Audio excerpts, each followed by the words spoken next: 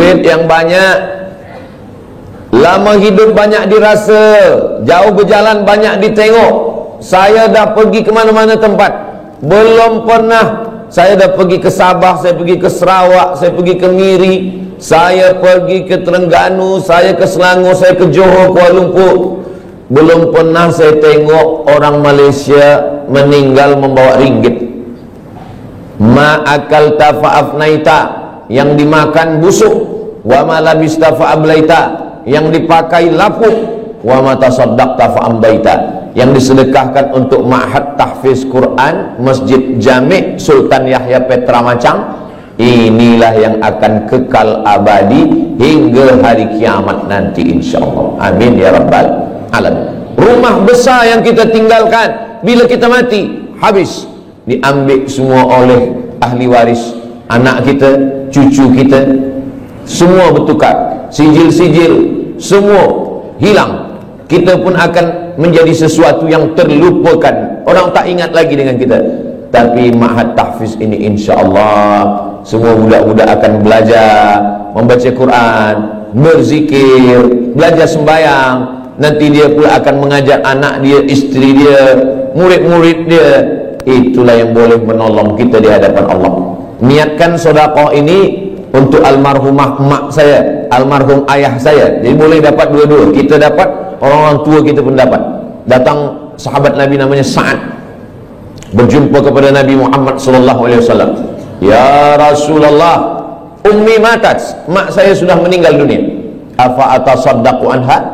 Kalau saya bersedekah, sampaikah sedekah ini kepada almarhumah mak saya? Kata Nabi sallallahu alaihi wasallam, tasaddaq, bersedekahlah. Itu dalil bahawa sedekah ini sampai. Ayu sadaqatu afdal, apa sedekah yang paling afdal? Kata Nabi, suqiya al-ma, memberi air minum. Kalau air minum saja sampai, apalagi kelas tahfiz. Kalau air minum saja sampai, apalagi gedung binaan yang tinggi, 2 aras, 3 aras, 4, budak-budak boleh belajar sembahyang. Maka insyaallah itu menjadi cahaya sesuai dengan doa kita, Allahumma ja'al quburahum rawdatan min riyadil jinan, jadikan kuburnya salah satu daripada taman-taman surga insyaallah. Amin ya rabbal alamin. Kalau saya bacakan Al-Fatihah untuk almarhumah mak saya, ayah saya, maka automatically sampai. Tapi kalau saya nak bacakan Al-Fatihah untuk orang lain, saya mesti sebutkan ila ruhi fulan bin fulan, fulanah binti fulan. Itu maka bila malam tahlil kita baca ila arwahi fulan bin fulan wa fulanah binti fulan. Sebab apa? Sebab orang lain, sebab sebenarnya tak ada hubungan nasab.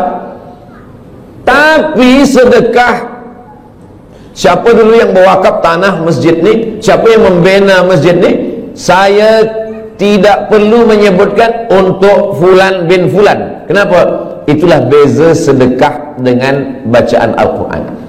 Begitu juga dengan amal-amal yang sedekah ini. Semua orang yang bersedekah, membina masjid, tahfiz Quran, tanpa dia sebutkan namanya, maka kita semua yang ada di masjid ini, dari mulai tahiyatul masjid, solat duha, subuh tadi, zuhur, asar, maghrib, isya, sampai hari kiamat, mengalirlah pahala dia.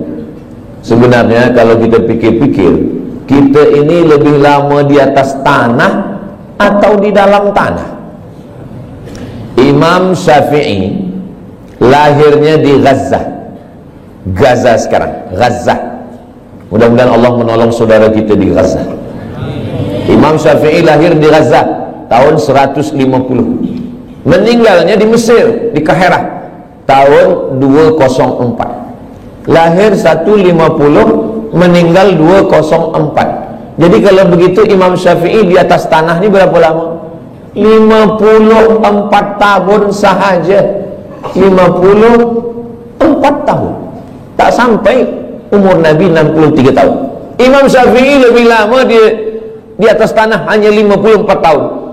Imam Syafi'i meninggal tahun 204. Hari ini sudah 1447. Maknanya Imam Syafi'i di dalam tanah, di alam barzah, sudah lebih 1200 tahun. Tapi Imam Syafi'i amal dia tak putus. Malaysia, Patani, Brunei Darussalam, Moro Filipina, Indonesia, Yaman, Mesir, Irak, Jordan, semua bermazhab Syafi'i. Jadi kalau kita tengok jam, itu setiap detik, itu setiap second, itu orang menyebut Syafi'i, Syafi'i, Syafi'i, Syafi'i, Syafi'i, Syafi'i. Dari mana kita tahu sembahyang? Dari perukunan Melayu. Perukunan Melayu itu diambil daripada mana?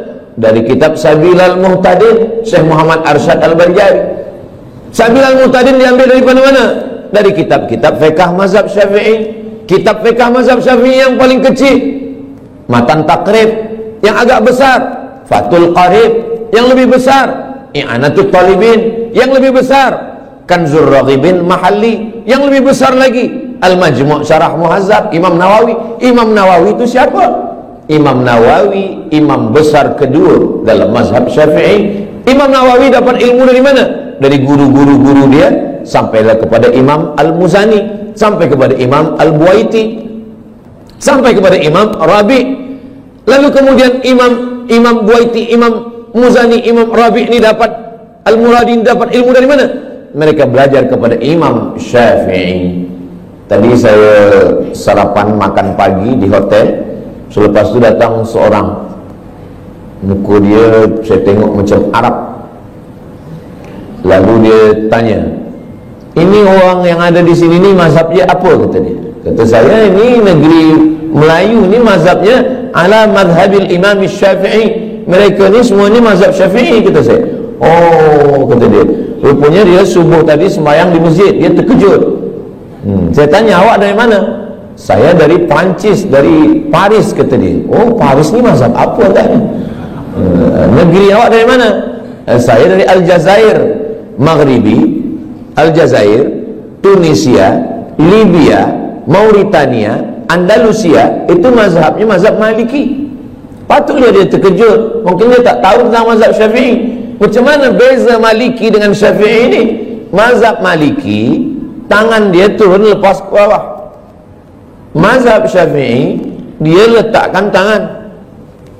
Maliki lepas ke bawah. Mazhab Maliki tak ada baca bismillah, terus saja Alhamdulillah, Allahu Akbar, Alhamdulillahi Rabbil Alamin. Oh, kalau begitu Makkah Madinah itu Maliki? Tak, itu Hambali. Hambali ada bismillah, tapi kecil aja. Alhamdulillahi Rabbil Alamin. Sedangkan mazhab Syafi'i, bismillah dia jahar. Bismillahirrahmanirrahim. Subuhnya mazhab Syafi'i berkunut selepas rukuk. Sami'allahu liman hamidah, Allahumma hdina fi man hadait. Maliki kunut dia selepas ayat sebelum rukuk. Qul huwallahu ahadunillahus samad, lam yalid wa lam yulad wa lam yakul lahu kufuwan ahad. Kunut dia tak berbunyi. Mazhab Syafi'i kunut dia setengah berbunyi, setengah sir. Mazhab Maliki kunut dia tak berbunyi semua. Mazhab Hambali tak berkunut. Kalau suami saya Ustaz Abu Samad, dia tak berbunyi, tak berkunut dan tak sembahyang. Itu mazhab Abu Lahab lah. Saya ingin nak sampaikan, walaupun Imam Syafi'i duduk atas dunia ni 54 tahun, tapi amal dia 1200 tahun sampai hari kiamat. Orang masih tetap waqala al-Imam Syafi'i, waqala al-Imam Muhammad bin Idris Asy-Syafi'i. Kita, apa yang boleh kita tinggalkan? Meninggal kita hari ini, esok orang dah lupa dengan kita. Kita hidup sekarang, 3 hari kita tak isi status di FB, orang dah lupa dengan kita. Itu maka lepas program ini nanti kita status. Supaya apa? Supaya kita saling mengingatkan, watawasau bil haq watawasau bis sabr. Saya cuma nak mengingatkan bahawa imam-imam yang mulia-mulia itu, mereka sudah meninggalkan amal. Kita, apa yang nak kita tinggalkan? Inilah yang kita nak tinggalkan. Ma'had Tahfiz Quran Masjid Jami' Sultan Yahya Petra Macang. Kalau nanti tegaklah binaan Tahfiz Quran ini, Ustaz Abdul Samad balik ke Pekanbaru Riau, Ustaz Abdul Somad bukan orang Kelantan, Ustaz Abdul Somad duduk kat Sumatera, bukan Semenanjung, tapi pahalanya tetap sampai. Mudah-mudahan Ustaz Abdul Somad dapat juga pahalanya, insyaAllah. Dari bunyi aminnya nampaknya kurang bersetuju. Amin ya rabbal alamin. Tajuk kita kajian duha ini dua. Yang pertama hijrah, yang kedua menuju ridha Allah. Hijrah kita dah bahas, sekarang kita bahas tentang ridha Allah. Apa ridha ini? Ridha ini kata ulama, makna ridha adalah sururul qalbi bimururil qada. Itulah ridha. Sururul qalbi bimururil qada, hati merasa senang ketika takdir Allah berlaku pada diri. Itulah dia ridha. Hati senang ketika takdir Allah berlaku pada diri. Saya sudah pikir-pikirkan, sembayang insyaAllah kita boleh, puasa insyaAllah kita tahan, keluar duit pergi haji, tawaf, sa'i, wukuf di padang Arafah, mabit di Muzdalifah, Mina, melontar jumrah, insyaAllah kita sanggup. Diri saya sendiri, yang paling berat dalam ajaran Islam ini adalah ridha. Ridha inilah yang paling berat. Maka saya jarang sekali membahaskan tentang ridha, sebab ridha ini berat. Tapi bila saya sampai ke Masjid Jami' ini, saya tanya Tuan Imam, apa tajuk kita? Hijrah menuju ridha Allah. Ini mesti saya sampaikan, tak boleh tak disampaikan. Sururul qalbi bimururil qada.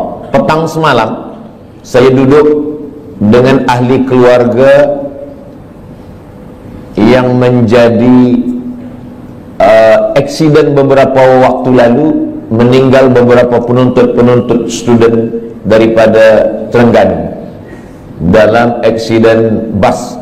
Lalu kemudian saya diminta untuk menyampaikan ayat-ayat Al-Quran untuk memberikan kesabaran, ketabahan. Saya bila menyampaikan itu, yang terfikir dalam hati dan fikiran saya, Ustaz Somad suruh orang sabar, bacakan ayat, tapi yang meninggal ni anak orang lain. Macam mana kalau anak Ustaz yang kena? Mungkin kalau anak saya yang berlaku pada anak saya, ahli keluarga saya, mungkin ayat itu pun hilang, hadis-hadis itu pun terbang. Tapi itulah Allah Subhanahu wa ta'ala. Maka dia suruh ketika orang lain yang kena musibah, kita yang memberikan kesabaran. Ketika ada dua orang perempuan, seorang perempuan ni anak dia meninggal, datanglah jiran dia mengatakan, sabar, engkau sayang pada anak engkau, Allah lebih sayang. Allah pinjamkan anak itu kepada engkau setahun, 2 tahun, lepas tu dia ambil. Sabar ya, sabar. Lalu jiran dia ni pun sabar. Rupanya tak lama selepas itu anak dia pula meninggal. Menangis dia lebih kuat lagi. Rupanya kita ni paling senang adalah menasihati orang lain. Tapi bila kita yang terkena, suatu ketika Nabi lalu dikubur. Masa Nabi dilalu dikubur tu, rupanya ada seorang perempuan sedang berziarah di kubur anaknya.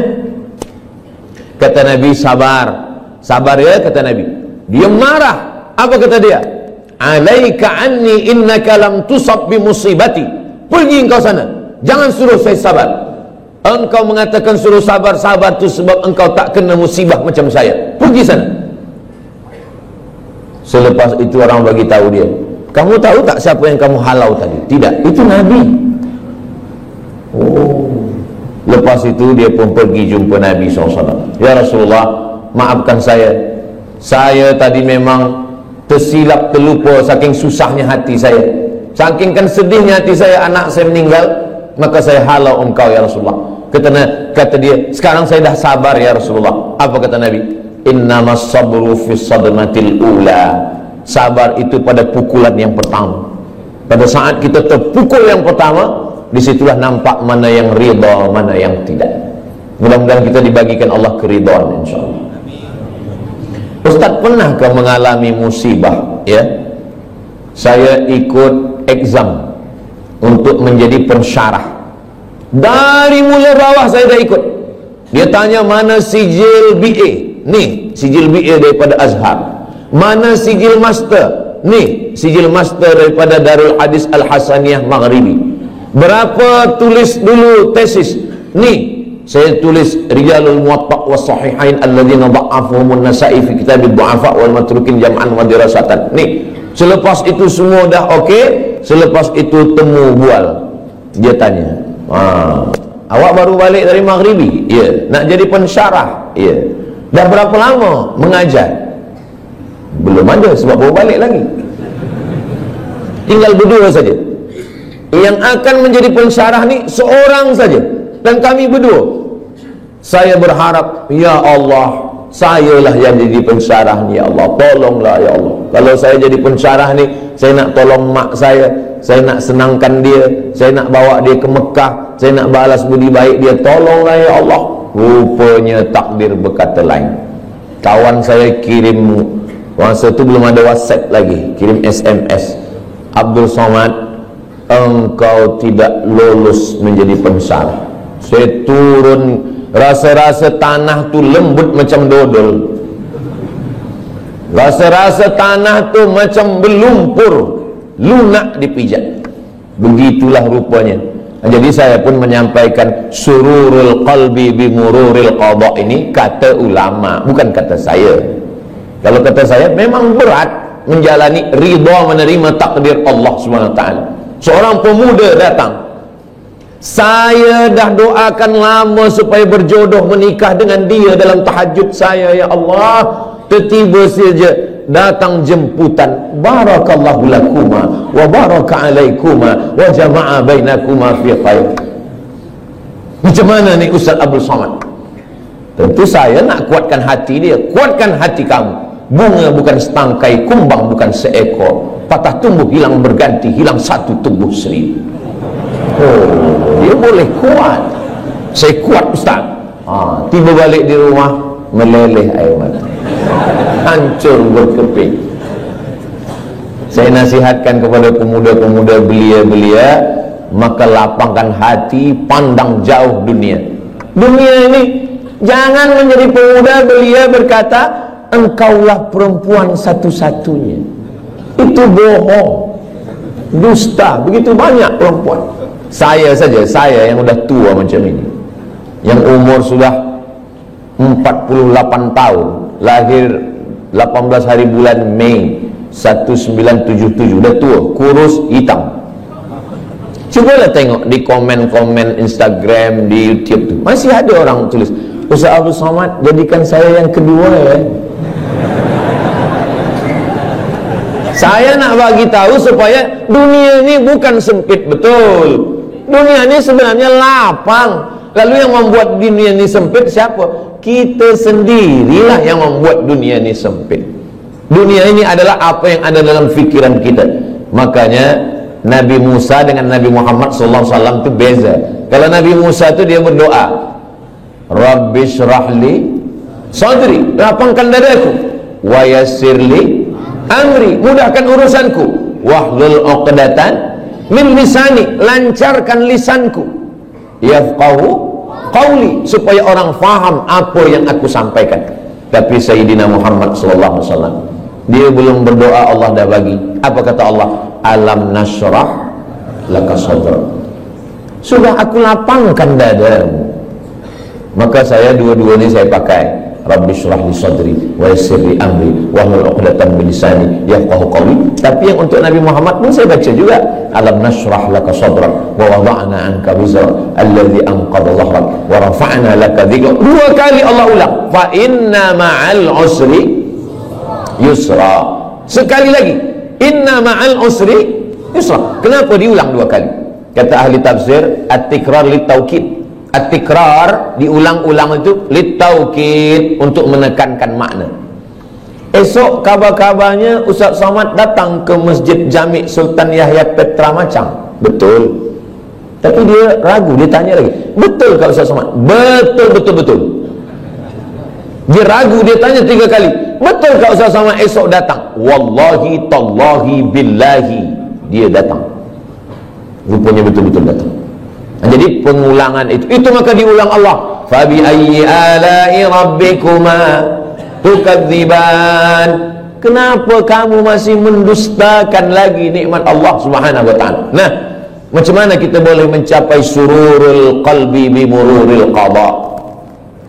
Ustaz Abu Somad nak bahaskan tentang hati senang menerima takdir.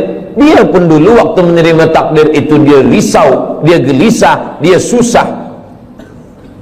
Kita semasa senang banyak kawan, semasa gerak banyak sahabat, tapi bila kita susah, kita sedang dipertemukan dengan teman sejati. Orang yang senang ketawa banyak kawan, tapi kalau kita sedang susah, disitulah kita punya sahabat yang baik. Ketika Nabi dikejar dalam peristiwa hijrah, siapa sahabat-sahabat yang paling dekat? Sayyidina Abu Bakar Siddiq, Sayyidina Ali bin Abi Talib. Maka kalau kita ingin ridha kepada takdir Allah, jangan bersendirian. Man syadda finnar, siapa yang sendiri-sendiri masuk neraka. Alaikum bil jamaah, maka hendaklah kita berjamaah. Masalul mukminin kamatsalil asjar. Orang beriman ini macam pokok kayu. Pokok kayu kalau dia sebatang, datang angin kencang patah. Tapi kalau pokok kayu ini ramai, pokok kayu yang ramai, datang angin dari sini, ditolong kayu yang ini. Datang angin dari sini, ditolong kayu sini. Maka kita bersama-sama berjamaah, jangan bersendirian. Sembahyang berjamaah. Ini kadang pemuda belia ni sekarang bila kita tanya, kenapa awak tak pernah datang ke masjid jami? Saya tengok tak pernah ke surau. Kenapa tak sembahyang berjamaah? Saya nak jaga hati saya supaya jangan riak. Ini kerja setan. Kata setan, awak jangan sembahyang ke masjid. Nanti bila sembahyang ke masjid, hati awak riak, dipuji orang, ditengok orang, diambil gambar orang. Jadi awak baik sembahyang di kamar, di bilik. Nanti bila dia sembahyang di bilik, apa kata setan? Kalau awak sembahyang, awak merasa sudah beribadah. Jadi yang paling elok jangan sembahyang. Alladzi yuwaswisu fi sudurin nas minal jinnati wan nas. Yang berbisik ni dua. Yang pertama jinnati, yang kedua nas. Kalau yang berbisik ini jinnati, senang kita nak halau dia. Allahu la ilaha illa huwal hayyul qayyum. Tapi kalau yang berbisik ni nas, kita halau dia dengan ayat kursi, dia hafaz Yasin. Maka berjamaah supaya kita senang menerima takdir Allah berjamaah. Bila kita lupa, bila kita silap, bila kita khilaf, bila kita selalai, ada orang lain yang ingatkan kita. Yang kedua, wasta'inu bis sabri. Sabri maknanya menahan, sabri maknanya imsak, sabri maknanya saum. Makanya bulan Ramadan itu disebut dengan fasum saumas sabri. Sabri menahan, tahan tangan, jangan pukul-pukul pipi. Sebab dulu orang kafir musyrik jahiliyah bila ada keluarga dia mati, dia potong. Rupanya sekarang ni saya tengok ada video, ada satu suku di Afrika ke di mana, bila ada keluarga yang mati, kita mesti sedih seperti mati. Maka bila ada keluarga yang mati, jari ni mesti dipotong. Iya kalau yang mati satu, kalau 10.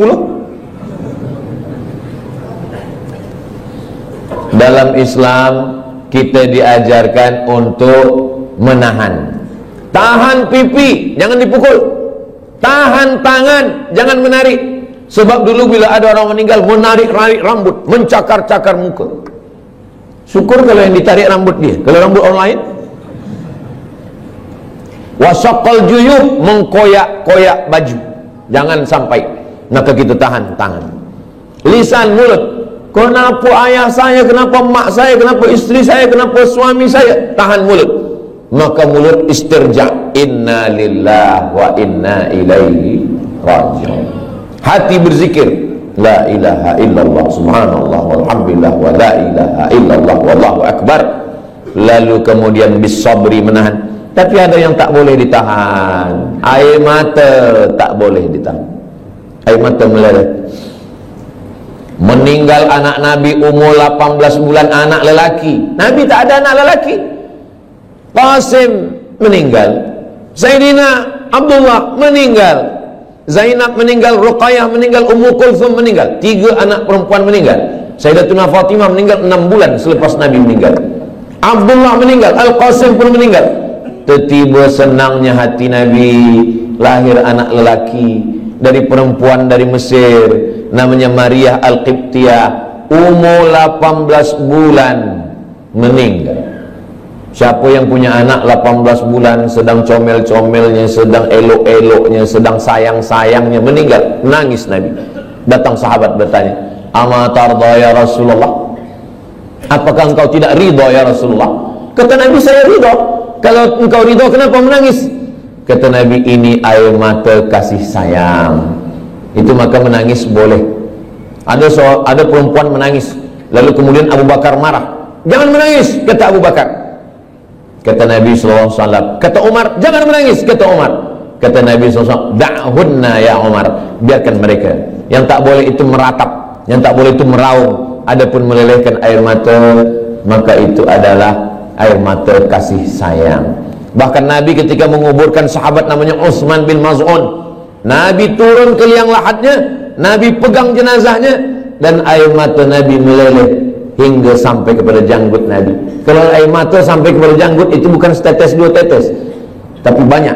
Itu menunjukkan air mata kasih sayang Nabi Muhammad SAW. Bila nanti jamaah yang ada di Macang mendapatkan berita Ustaz Abdul Somad meninggal, jangan datang ke Riau, jangan datang ke Pekanbaru, jangan datang melawat menengok jenazah saya. Kenapa macam itu Ustaz? Sebab tangan saya tak boleh menghapus air mata. Tapi kalau nampak-nampaknya saya ini lebih kurus, saya ini lebih tua, mungkin kalau masalah mati ni nampaknya saya lebih dulu. Janganlah macam tu Ustaz, kami ingin Ustaz sihat, lebih lama tazkirah. Maksudnya saya lebih dulu mengiring jenazah awak. Mati mana ada kita tahu. Orang mati itu bukan kerana dia berperang, orang mati bukan kerana dia naik kereta. Orang kalau dah sampai ajalnya, duduk di rumah, makan, batuk pun mati. Itulah punca daripada tauhid. Tapi kalau manusia berpikir, kalaulah dulu dia tak pergi, kalaulah dulu dia begini, kalaulah dulu dia tak minum, kalaulah dulu dia tak banyak makan, kalaulah dulu, kalau. Itulah yang merosakkan fikiran manusia. Satu kalau akan disusul oleh, kalaulah dulu dia tak banyak minum gula, kalaulah dulu dia tak makan kambing, kalaulah dulu dia tak makan roti, kalaulah dulu dia tidak. Padahal yang tak makan pun mati juga. Maka sebenarnya kulu, makanlah, wasrabu, minumlah, wala tusrifu, jangan mubazir, jangan melampau, jangan berlebih-lebihan. La ta'tadu, jangan melampau. Innallaha la yuhibbul mu'tadin, Allah tak suka pada orang yang melampau. Lalu kemudian bagaimana cara supaya kita ini boleh ridha? Nanti sampai masanya kita semua akan disila masuk ke dalam syurga Allah. Apa kata malaikat? Apa kata Allah? Wasiqal ladzina taqaw rabbahum ilal jannati zumara. Mereka semuanya akan dibawa masuk ke dalam surga. Begitu mereka sampai di surga, apa kata malaikat?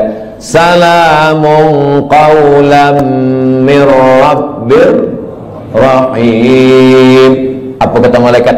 Salamun alaikum, selamat, tahniah, tibatum, kamu sudah berbuat baik. Fadkhuluha khalidin, masuklah kamu ke dalam surga khalidin, kekal selamanya, tak keluar lagi daripada surga. Mudah-mudahan kita semua masuk surga insyaAllah. Selepas kita masuk surga semua, Allah bertanya, madza turidun? Wahai orang yang sudah masuk surga, madza turidun? Kamu nak apa lagi? Apa yang kamu nak? Semua dah ada, semua sudah ada di surga. Tapi kemudian mereka berkata, kami nak satu ya Allah. Yang belum ada satu. Semua dah ada, makanan semua dah ada, tapi ada satu yang kami belum dapat. Apa dia? Ridhamu. Kata Allah, yang dapat ridhaku hanya orang yang ridha menerima takdir. Itulah kenapa kita selalu berdoa masa kita tawaf, subhanallah walhamdulillah wa la ilaha illallah wallahu akbar. Begitu kita sampai pada rukun yamani, menuju kepada Hajar Aswad, doa kita berubah, Rabbana atina fid dunya hasanah wa fil akhirati hasanah wa qina azabannar. Selepas itu kita tambah, Allahumma inna nas'aluka ridhaka wal jannah. Jangan minta surga. Kenapa? Sebab semua umat Nabi Muhammad SAW masuk surga, tapi mintalah ridha. Masuk surga belum tentu dapat ridha, tapi kalau dapat ridha pasti dapat surga. Wala saufa yu'tika rabbuka khatam. Mudah-mudahan yang menyampaikan, yang mendengar semuanya mendapatkan ridha dan mendapatkan surga Allah Subhanahu wa taala. Itulah tajuk yang saya sampaikan pagi ini.